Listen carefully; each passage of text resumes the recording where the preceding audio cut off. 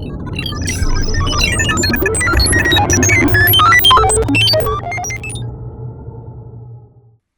essa palavra que eu estou repetindo aí já em alguns vídeos, Solid. Bom, calma, o último vídeo do módulo 1 é justamente para explicar um pouco melhor esse conjunto de 5 princípios para programação orientada a objetos. E olha só, se você já conhece bem esses princípios do Solid e não quiser assistir o vídeo todo, sem problema. Pode já começar a fazer o exercício proposto para esse módulo, né, que ele já é justamente praticar os 5 princípios em um projeto exemplo, e a gente se vê no módulo 2, beleza? Bom, vamos lá então. Solid é um acrônimo, né, para 5 princípios de projetos orientados a objeto que foram reunidos, né, ele não definiu todos, ele reuniu, alguns ele definiu, pelo Robert C. Martin, ou mais conhecido como Uncle Bob, ou Tio Bob para nós aqui do Brasil. Bom, esses princípios são, primeiro, Single Responsibility Principle, segundo, Open Close Principle, terceiro, Liskov Substitution Principle, quarto, Interface Segregation Principle e o 5, Dependency Inversion Principle. Quando você combina esses 5 princípios no desenvolvimento, isso torna mais fácil criar um software que seja fácil de manter e de estender. O Solid também facilita para que os desenvolvedores evitem os conhecidos como code smells, né? Que são aqueles coisas que já sabe que vai dar errado no código, que não é tão bom, né? Também simplifica a refatoração do código e é compatível, digamos assim, com as metodologias ágeis e adaptativas. Então, vamos ver o que cada uma dessas 5 letrinhas significam e nos ensinam, tá bom? Single Responsibility Principle. Bom, na minha opinião, esse é um dos princípios mais fáceis de entender, mas ao mesmo tempo não é tão fácil assim de colocar em prática. O tio Bob descreve esse princípio como uma classe deve ter uma e apenas uma razão para mudar, o que significa que a classe deve ter apenas um trabalho. E você não precisa necessariamente restringir esse conceito para a classe, tá? Você pode usar essa mesma abordagem para módulos, funções, componentes e até microserviços. Mas quais são as vantagens e argumentos, né, em se adotar esse princípio?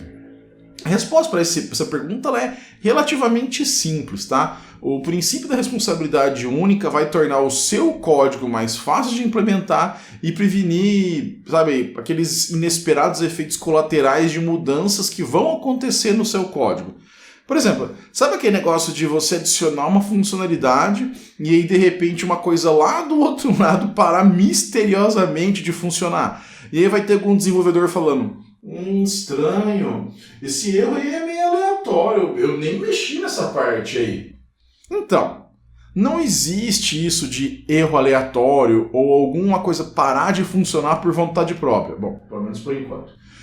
Se quando você altera uma parte do seu sistema, outra quebra, a culpa é sua e ponto, do projeto, enfim, não tem outra explicação, né?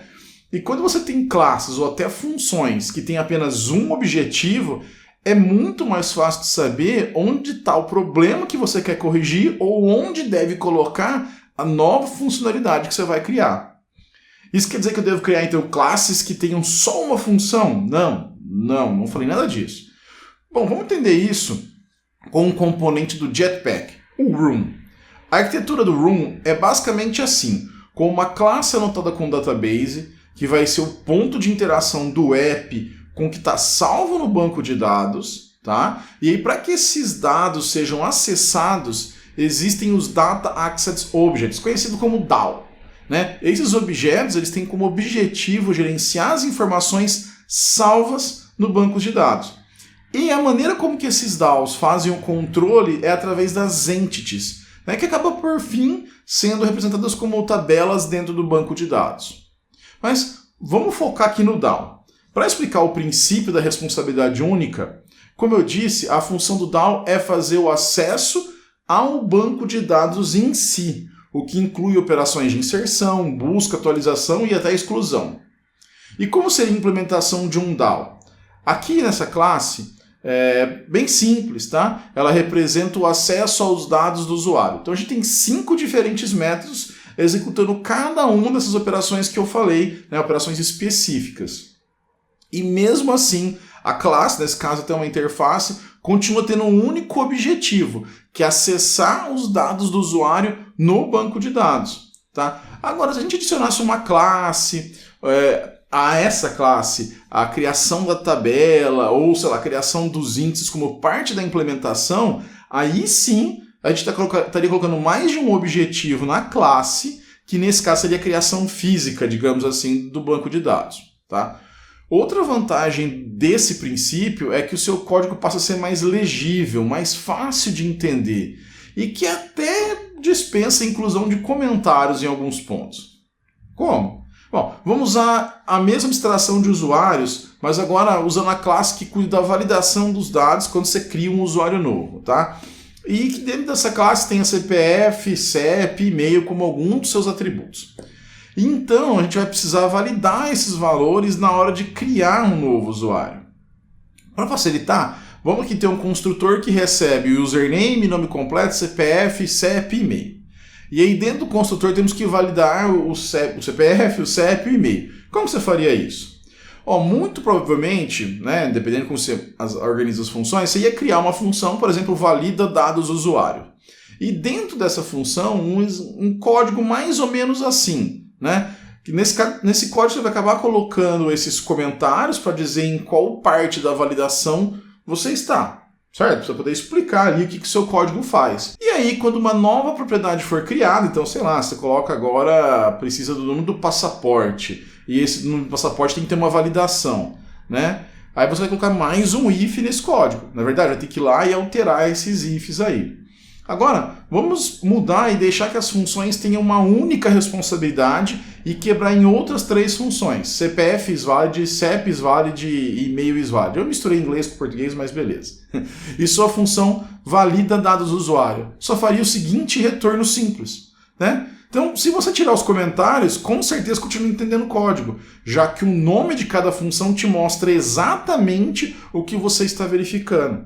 Tá? E claro que a gente poderia utilizar isso aqui muito mais, mas é só para poder mostrar como você pode reorganizar. Então, o que você tem que ter em mente e praticar é sempre imaginar que você está deixando os módulos e componentes do seu sistema com uma única responsabilidade. E na hora de adicionar alguma coisa nova, você tem que se perguntar se aquela função ou classe, se ela realmente deveria ser mudada daquela maneira, ou se você deve criar um novo componente. Open Close Principle. Considerado pelo tio Bob aí como o princípio mais importante do Solid, e princípio esse que foi definido ainda em 88 por Bertrand Meyer no livro Object-Oriented Software Construction, ele explica o princípio assim: entidades de software, classes, módulos, funções e etc., né, devem ser abertos para extensão, mas fechados para modificação. A ideia por trás desse princípio é incrível, porque diz para você construir código de uma maneira que você seja capaz de adicionar novas funcionalidades sem modificar o código que já existe. Isso vai ajudar a prevenir aquela situação que eu falei sobre mexer numa parte e quebrar a outra, lembra? Já que, seguindo esse princípio, você não deveria mudar em nada o que já existe ao incluir uma nova funcionalidade. O Bertrand Meyer defendia o uso de herança para implementar essa ideia. Mas sem entrar em outros detalhes, outros autores, incluindo aí o tio Bob, eles falavam sobre o perigo de se usar herança, que pode, entre outras coisas, causar um acoplamento forte se as subclasses nelas dependerem de detalhes de implementação das classes superiores. Tá?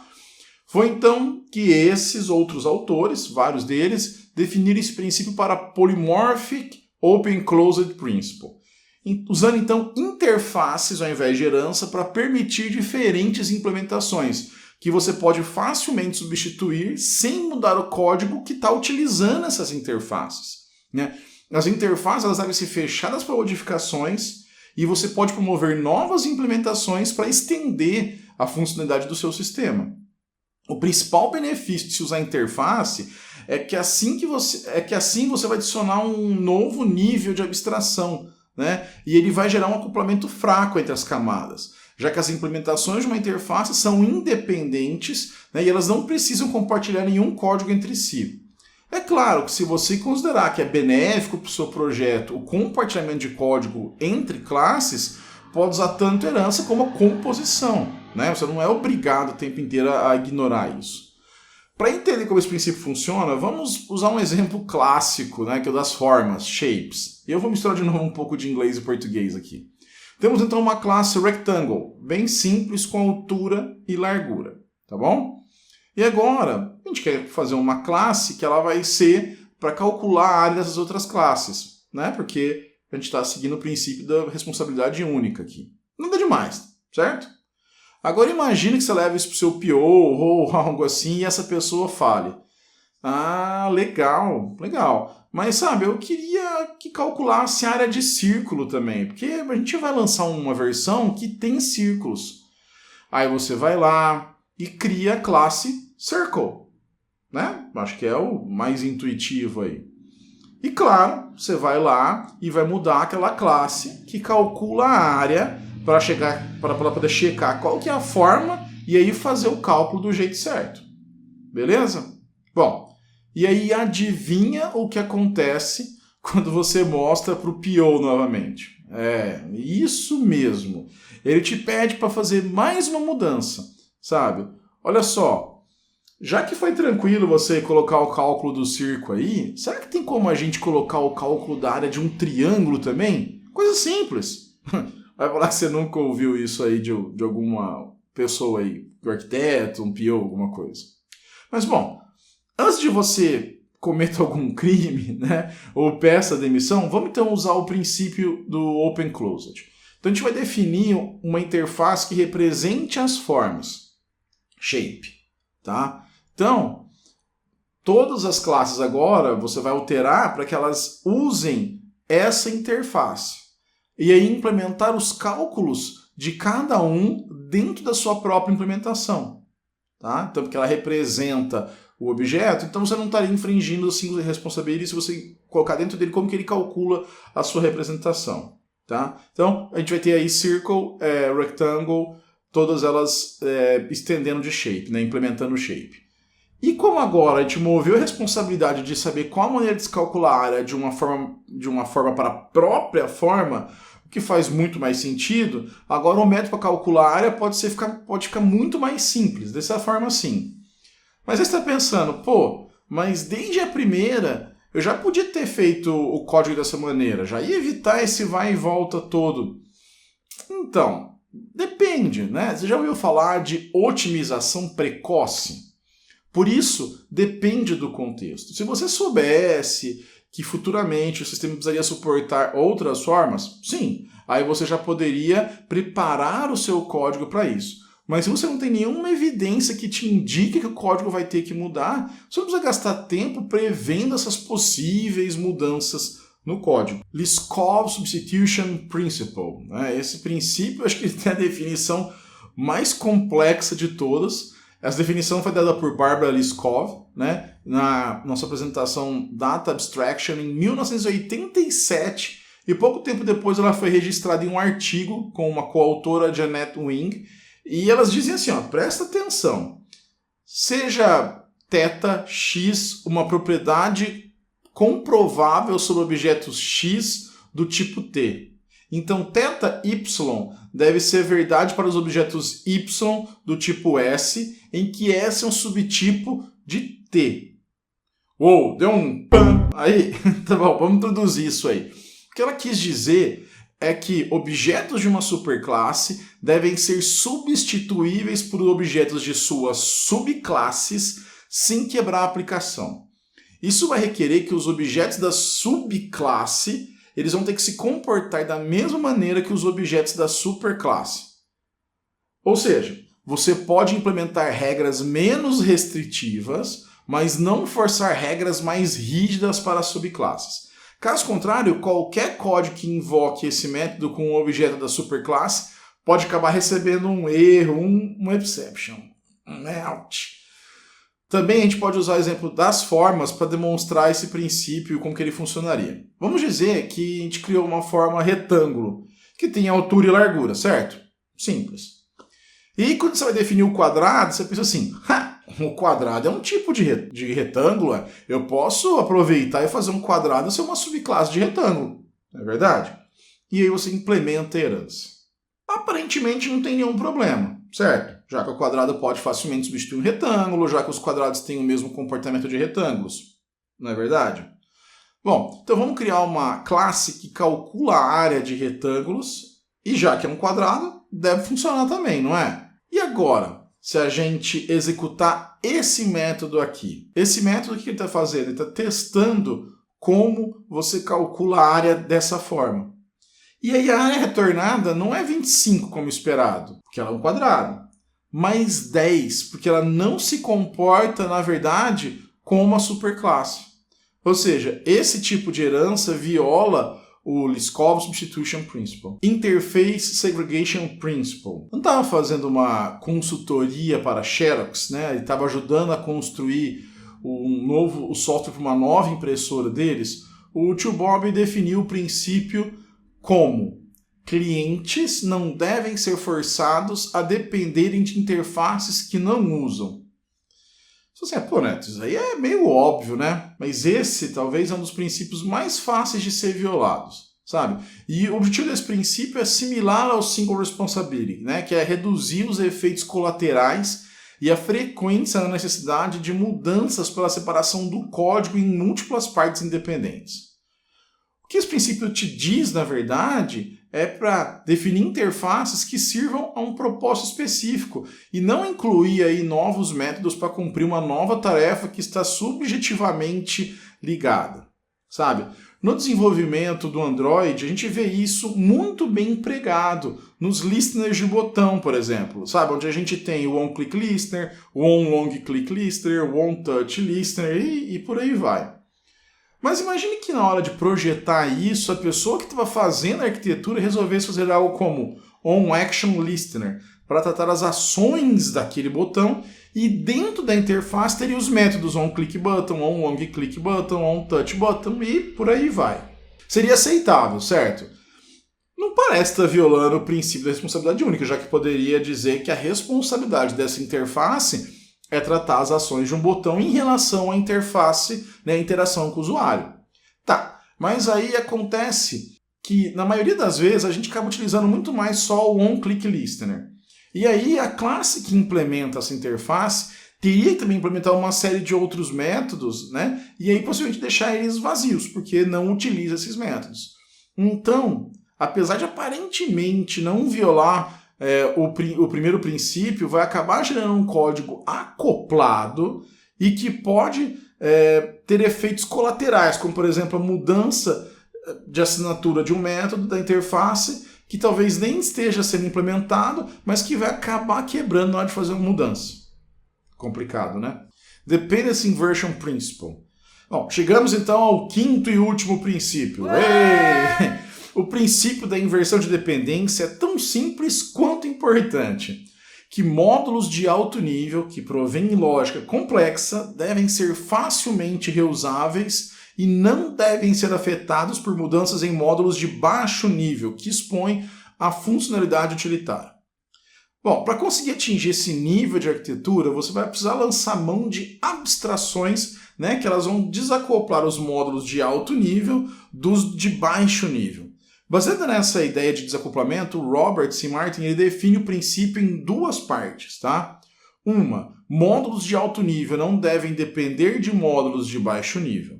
Ambos devem depender das abstrações.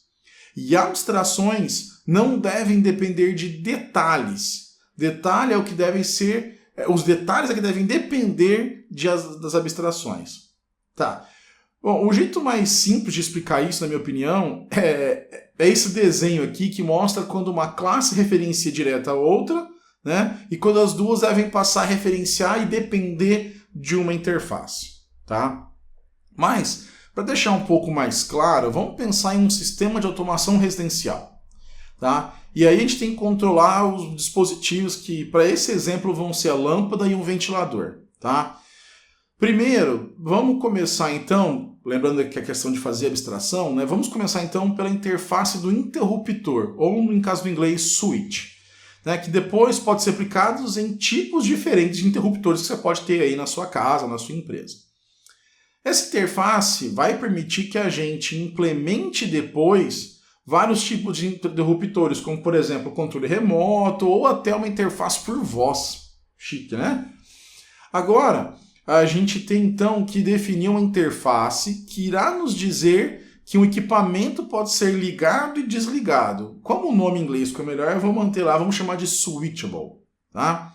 Então, nessa classe aqui, a gente está vendo como ficaria então a implementação, né? Porque agora os equipamentos eles podem implementar a interface switchable, né, e serem ligados ou desligados através da chamada dos métodos que a gente definiu nessa interface aqui. Bom, já temos as interfaces dos dois lados do problema, digamos assim. Então, agora é hora de implementar as classes que vão usar essas interfaces e vão conversar através das abstrações. Vamos começar então pelo interruptor elétrico.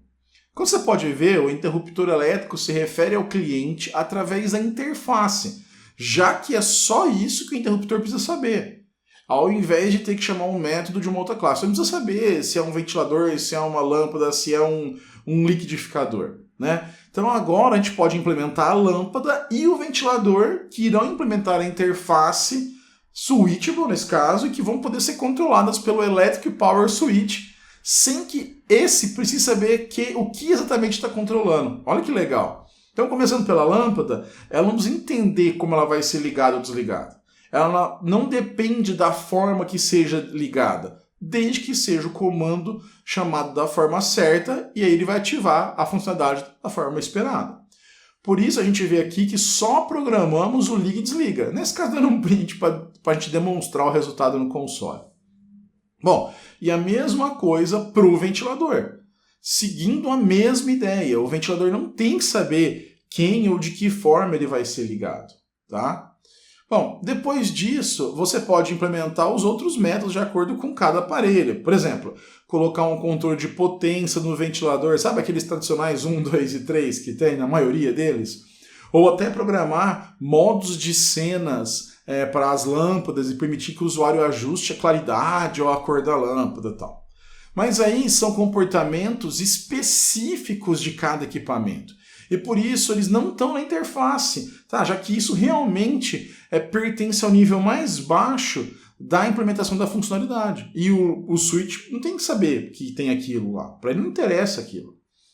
E como você quer testar que os equipamentos estão funcionando corretamente, então a gente vai usar um teste unitário para ver como que isso funcionaria, essa integração funcionaria. E não sei se você notou nos códigos que eu mostrei aí, mas eu deixei em pacotes separados, ficando o switchable em um pacote diferente, por exemplo, dos equipamentos que estão sendo controlados.